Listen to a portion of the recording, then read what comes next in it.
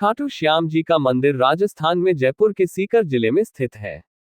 खाटू श्याम जी का यह मंदिर भारत देश में कृष्ण भगवान के मंदिरों में सबसे ज्यादा प्रसिद्ध है, जिन्हें कलयुग का सबसे मशहूर भगवान माना जाता है।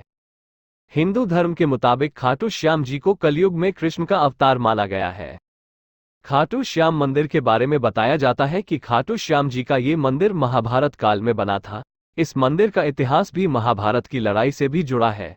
इसी वजह से देश भर के श्रद्धालु और पर्यटक खाटू श्याम जी की कहानी और उनकी जीवन कथा को जानने के बारे में दिलचस्पी रखते हैं। यदि आप भी खाटू श्याम जी की जीवन कथा को जानने के लिए उत्साहित है तो इस वीडियो को पूरा अवश्य देखें। इस वीडियो में हम आपको खाटू श्याम जी के बारे में संपूर्ण जानकारी देंगे।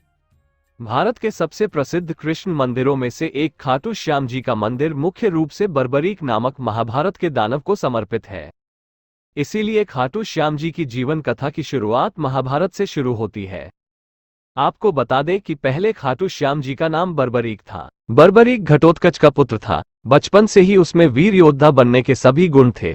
उसने युद्ध कला श्री कृष्ण और अपनी मां से सीखी थी। बर्बरीक देवी का उपासक था।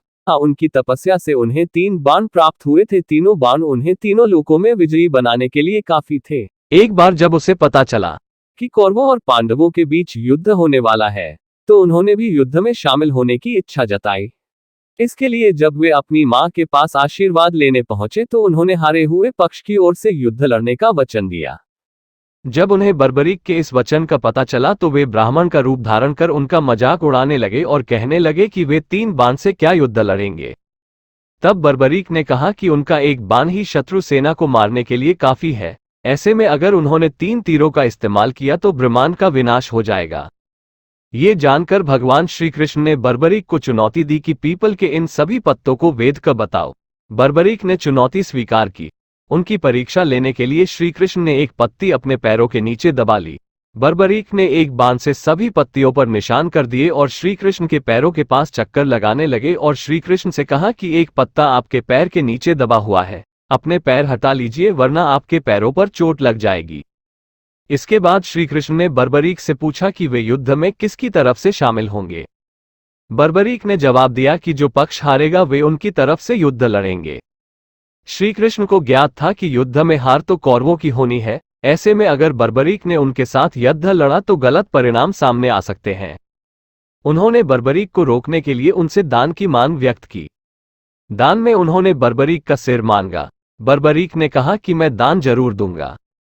उन्होंने श्री कृष्ण के चरणों में अपना सिर काटकर रख दिया और उनसे आखिरी इच्छा व्यक्त की। उन्होंने कहा कि वे महाभारत का युद्ध अंत तक अपनी आंखों से देखना चाहते हैं। श्री कृष्ण ने उनकी इच्छा स्वीकार करते हुए बर्बरीक के सिर को युद्ध वाली जगह पर एक पहाड़ी के ऊपर रख दिया, जहां से बर्बरीक ने अपनी आंखों से अंत तक महाभारत युद्ध देखा। युद्ध के बाद पांडव लड़ने लगे कि युद्ध में जीत का श्रेय किसको जाता है। तब बर्बरीक ने कहा कि श्री कृष्ण के कारण वे युद्ध जीते हैं।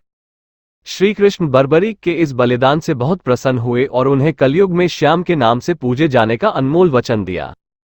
बर्बरीक से खाटू श्याम नाम कैसे पड़ा? महाभारत युद्ध के बाद बर्बरीक का सिर खाटू गांव में दफनाया गया था, इसलिए उन्हें खाटू श्याम बाबा कहा जाता है।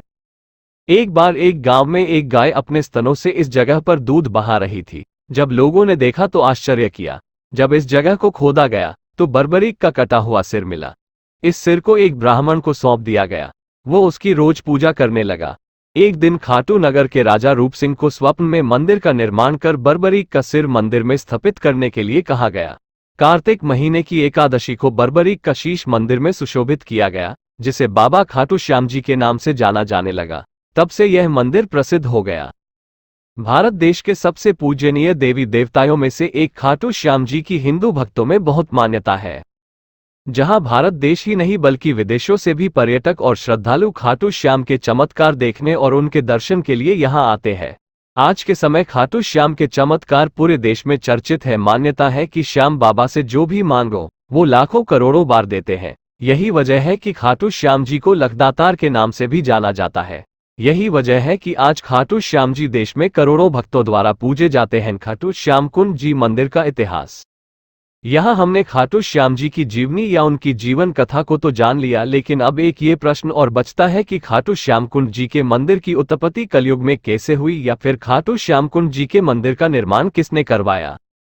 यदि आप भी इसे बारे में सोच रहे हैं तो हम आपको बता दें, जयपुर के सीकर जिले में स्थित प्रसिद्ध खाटू श्याम जी का मंदिर का निर्माण खाटू गांव के शासक राजा रूप सिंह चौहान और उनकी पत्नी नर्मदा कंवर द्वारा सन 1027 में करवाया गया था। पौराणिक कथा के अनुसार एक बार राजा रूप सिंह को सपना आया, जिसमें उन्हें खाटू के कुंड में श्याम का सिर मिलने के बाद उनका मंदिर बनवाने के लिए कहा गया था। तब राजा रूप सिंह ने खाटू गांव में खाटू श्याम जी के नाम से मंदिर का निर्माण करवाया, जबकि 1720 में एक मशहूर दीवान अभय सिंह ने इसका पूर्ण निर्माण कराया।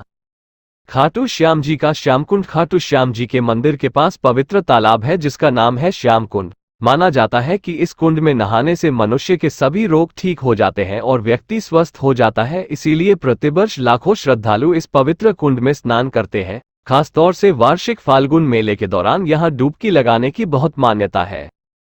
खाटू श्यामकुंड का इतिहास प्राचीन प्रचलित कथाओं के अनुसार माना जाता है खाटू श्यामकुंड का निर्माण या उत्पत्ति खुदाई के दौरान हुई थी। जी हाँ, एक बार की बात है, लगभग 1100 ईस्वी के आसपास रूप सिंह चौहान की पत्नी नर्मदा कंवर को एक स्वप्न आया था जिसमें उन्हें जमीन के अंदर गड़ी एक मूर्ति दिखाई दी थी, जिसके बाद उस स्थान की खुदाई की गई थी। इस वीडियो में आपने खाटू श्याम जी की जीवन कथा, खाटू श्याम के चमत्कार, खाटू श्यामकुंड जी के मंदिर का इतिहास, खाटू श्यामकुंड का इतिहास सहित अन्य जानकारी को जाना है। आपको हमारी यह वीडियो आपको कैसी लगी कमेंट्स में बताना ना भूलें। वीडियो को ज्यादा से ज्यादा शेयर करें और वीडियो को लाइक करें। अगर चैनल पर आप नए हैं तो चैनल को सब्सक्राइब जरूर करें। खाटू श्याम जी आपकी हर मनोकामना को पूर्ण करें।